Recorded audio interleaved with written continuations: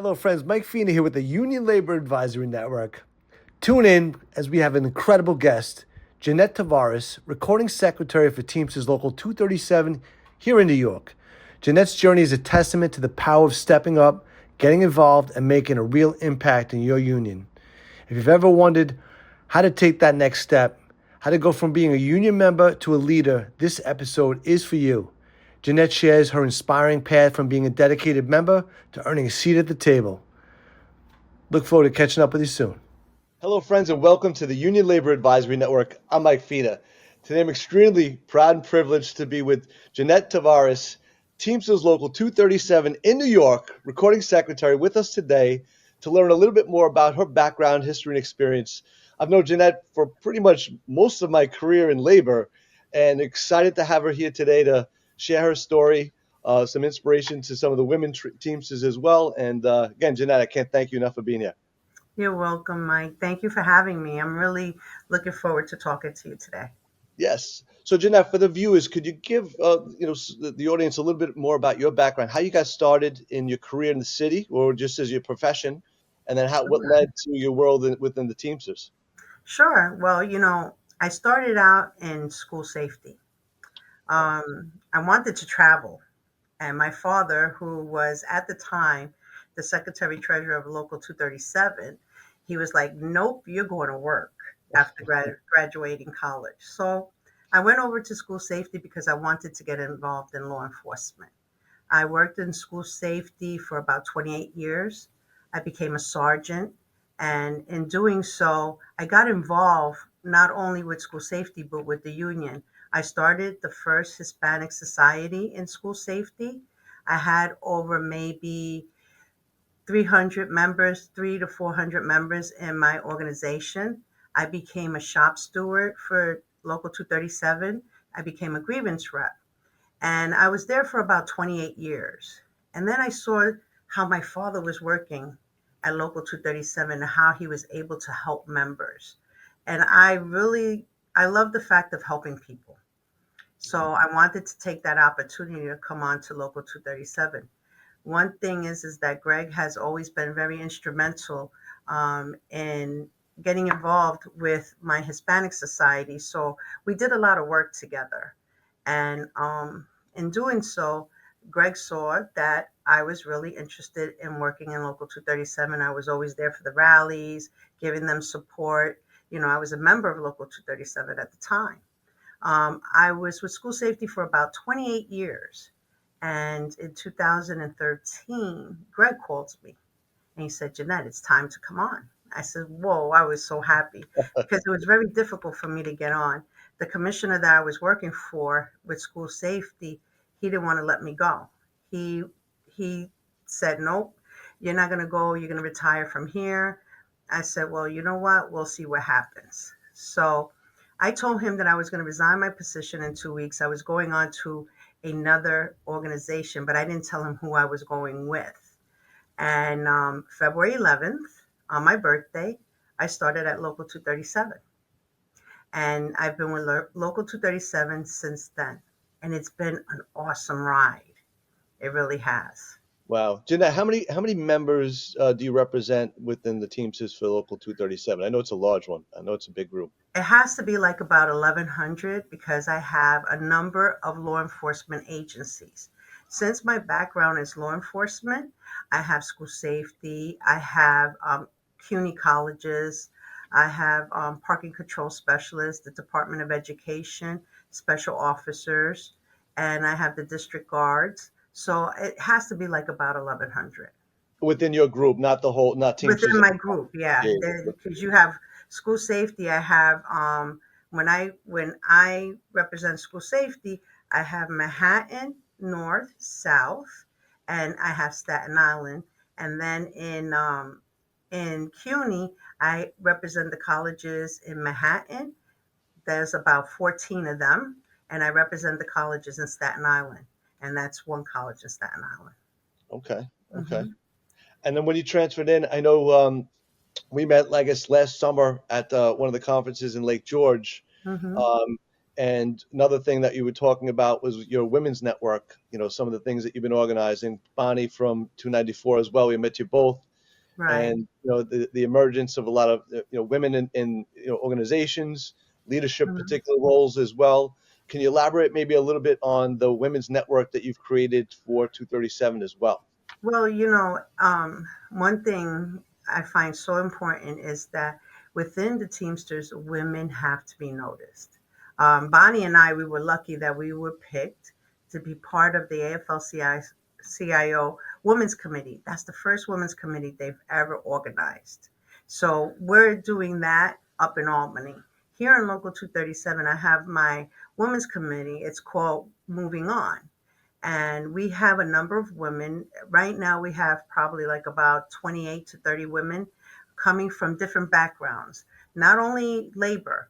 I have not for profit organizations that are part of it, I have political leaders that are part of it, and I have women that are part of labor. Because if we're going to get things done, we all got to do it together. It just does not take labor to do it. It takes everybody to do things together. Yeah. And I'm part of the women's committee with the National Teamsters organization. We have a women's conference every year, and women come from all over the country, different locals. It is so beautiful how we all come together. And right now, I'm about to start a women's committee for the members. So then they could come together and we could deal with different issues that women have day to day. And I'm going to start with the board, where I'm going to have some of the members that are going to be the leaders on that board, because they're the ones who know how to deal with the different issues that their colleagues are having. So it's gonna be a good thing once we get it off the ground. Yeah, and I'm here to help support and promote anything that you guys are doing. You guys are doing phenomenal work. Obviously, I've known you for so long and seen you Mhm. move through the ranks into different positions. Yeah, I Executive. mean, it's been a quick ride, because when I came in 2013, I came in as a business agent. I was here for a year, and Greg then made me a trustee. And then a year and a half later, Pat Stryker had decided that she wanted to retire. And she was the recording secretary of Local 237. And Greg asked me to become the recording secretary of Local 237, the first Latina sitting on the board. So I was amazed, and I was so proud to be able to hold this position for him. And now I'm holding my third term with Local 237. Wow. Wow. Mhm. Yeah. It Yeah. really is an incredible, and I know there's a lot of things going on with the city today, and all the Yeah. things that are going on with city workers. It's always a fight in making sure that your members get fair Oh, yeah. pay, things that you're organizing on a regular basis, making sure that people work. And now, Jeanette, were you an NYP, like I said, school safety when you were within the schools? Is that a NYPD position or a Well, when police? we first started, it was under the Department of Education, Okay. right? And then 1996, we merged with NYPD. Okay. Now with them, I was a sergeant. Then I was the sergeant of the Gang Prevention Intervention Unit, where we would go out and we would educate people on gangs and what their trends were, and how parents and teachers and non-for-profit organizations could identify with these gang members. I also was executive protection for the chancellor at the time. So I played a lot of different roles in school safety and NYPD. But Great. I said I had enough of it. About it, 28 years was a long time. So I was really happy to get over to 237. I was also a responder for 9/11, which was one of the most difficult things in my life to do. We went out there. We helped to find, the folks that were in the World Trade Center at the time, and it's something that I'll never forget. Well, yeah, we'll never forget that. Yeah. This. Um, Jeanette, what advice would you have for some women that are considering leadership roles within the Teamsters or in their professions within the city. You know, I know you've had a stellar career and you're moving up the ranks and sitting in on an executive leadership. What would you recommend, women do or anybody do within, their profession to try to rise through the ranks and support and um, I always tell the young women that they have to forge forward. They have to make sure that they set their goals and they do what they want to do to make sure that they can get them done. Teamsters is a beautiful place to be, but it's a man's world. And we have to make sure that we can make ourselves noticed. And it's happening. They've welcomed the women in and we're moving up in rank. And they just need to know that it's possible. Anything is possible. Don't get scared. Don't pull back. Move forward. Look for help if needed. Guidance. Get a mentor that can help you forge forward. I did it. My mentors were Nancy B. True and Pat Stryker. They helped me throughout my career. So, I know how it is when you feel that you're not going to be able to do it and you're scared. No, don't be scared because you're going to accomplish what you want to accomplish. I did it. Look it, I'm here. there you go. So any young women out there, they need to just get their boots on the ground and keep going. That's what they need to do. That's right.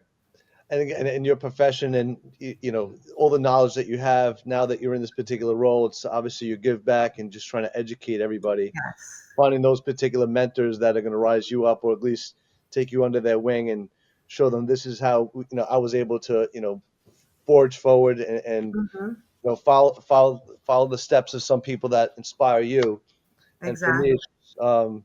again, this platform is just to inspire others, learn from people like yourself, and understand, this can be done, this can be accomplished. Right. And when you look at, labor as a whole, the solidarity, you know, the motto is, I mean, you guys are all in this together. We Everybody's, are. in Yeah, the we common are. goal. I mean, a good example of it is Amazon. Just about 3 weeks ago, Amazon started on a strike, and we all came together.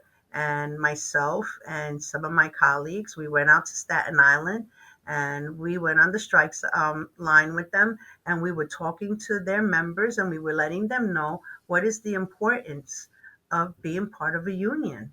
And you see these young people and they're like scared to death to get once they hear Teamsters, they're like, oh my God, no, we're gonna get fired. No, you're not gonna get fired. You're gonna get someone who is gonna be able to protect you.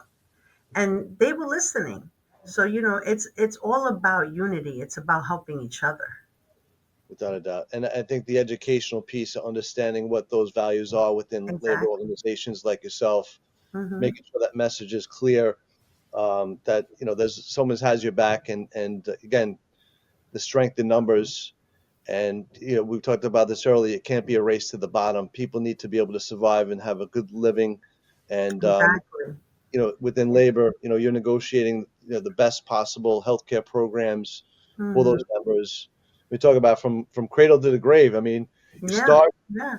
to your Local 237 has the best retiree division in all the locals. We take care of our retirees. As you know, Mike, we go out to Puerto Rico where we have our retirees. We have conferences for them. We update all their information. We have one of the best people working with them, so she always works with them, helps them. Julie Colby is always on top of things for us. We go out to Florida, we talk to our retirees out there. We make sure that they're being taken care of. So we take care of our active members, but we take care of our retirees as well. Like, Nancy Chu always said that you retire from the job, but you never retire from the union because you always stay a member because you're part of the benefits and everything that you get from Local 237. right. And Hmm. you have your retiree meetings to make Yes, sure that those retirees are updated on the latest, benefits exactly. and programs that are available to them. And I've Hmm. seen that across a lot of different labor organizations. And to have that, once you retire, you know, you working with in teams, all of a sudden now you're just back home and you're not with your crew or the people Yeah, that you've always dealt with. yeah. Sometimes that, mentally or just, emotionally, it's hard to retire Yeah, sometimes too, and believe me, they call me all the time. And, I take the time to stay with them on the phone and see how they're doing. And, they just want somebody to talk to, just like our active members. My members, I try to do the best that I can to give them everything that I can from myself because I remember when I was a member, I'll never forget, I came from Local 237 as a member and I want to make sure that my members get the same treatment that I got from the business agents. It's funny because when my dad was with the union, I used to say, "Oh, those business agents, they don't do anything for us. Oh, they're horrible." When I started working here, I said, "Oh my God, these people work so hard to make sure that they take care of our members." And my father used to laugh. He says, "Now tell me what you have to say," you know. Exactly. But it's the truth. These business agents go out there and they put their whole heart out to help their members. And Yeah. it's a good job. It was a lot of stuff that gets done behind the scenes and not always right up front. Exactly. Work a lot before anything could actually come into fruition. So, Hmm. um, again, I've, like I mentioned, had the pleasure of working with labor for the past 20 plus years and Hmm. meeting people from the building trades to public sector and, the Teamsters on a national, international level as well. And it just makes me proud to be able to help educate the market on these particular professions, Yeah. the incredible work that you're doing and how you're building out the women's network, as well as the Latino networks and all these other Oh groups. yeah, yeah, because I'm also part of the Teamsters National Hispanic Caucus. I'm their communications director for Maria Perez, and I am the secretary treasurer for the New York State chapter of the Hispanic Caucus. I'm also a delegate for the LACLA organization. I try to make sure that I put myself out there so I could help people as in any which way I can. So it's been a delight being part of these organizations. It brings you, I guess, it gives you an education on all different areas and to see where the best practices are. I mean, Yeah. the Latino caucus may be doing stuff that the Hmm. women's network could take advantage of. Exactly. Uh, Yeah. Find those best practices Yeah. and then, not reinvent the wheel, but just take Yeah. the things that are working and maybe enhance them in different ways, right? Exactly. When we have our women's conference in Toronto, the National Teamsters Hispanic Caucus, we have our organizers there bringing out our information to the members out there. And we right now have organized 14 chapters within the United States, so it's been a good drive for us. That's awesome. That's awesome. Hmm. Yeah. And I'm so happy to finally get us on the call today. I know we've been like scheduling and rescheduling weather and things that happen within Yeah, our I'm lives. sorry for the delay. Absolutely, kidding me. I'm happy to talk to you. I'm excited to get this finally recorded, and Hmm. then get this out there. And I know this won't be the last time that we Oh speak, no, but no. really have these conversations and figure out what Mhm. information we could deploy out regards to some of the other programs or networks that you're working with. Yeah, Um, definitely. Like I told you, Mike, I want you to come out to San Diego. In June, we're having our Teamsters National Hispanic Caucus Conference okay, in San Diego. So it would be nice for you to come out and meet all those different locals that are part of this organization. So I'll definitely get you that information. I love it. I know I went to Atlantic City a couple times. I know I had some rallies out Oh there. yes, the rally for Maria. Yes. I remember Yeah. absolutely. So I'm happy to know Maria as well, and happy that she's in her Yes. position and role. Again, just to see everybody elevating in their career. I mean, from business agents to Yeah. executive level leadership, it just makes me proud. It's like I know this crew. It would be awesome for you to be able to talk with her as well because Maria Perez has come a long way. Yes, She's the first woman who is now president of the National Teamsters Hispanic Caucus. No woman has held that position, and she is the first woman to hold president position for her local in New Jersey. yep, So the women are moving up. They're doing a good job. A matter of fact, she's having her gala April 19th, Okay. and she's honoring Ruben and myself at her gala. Again, Yeah, another guy, I just got to give a big shout out to I Ruben. I've know. known him for my whole career. And again, I know Greg's had me work with some of the executive leadership in my Hmm. previous role. Right.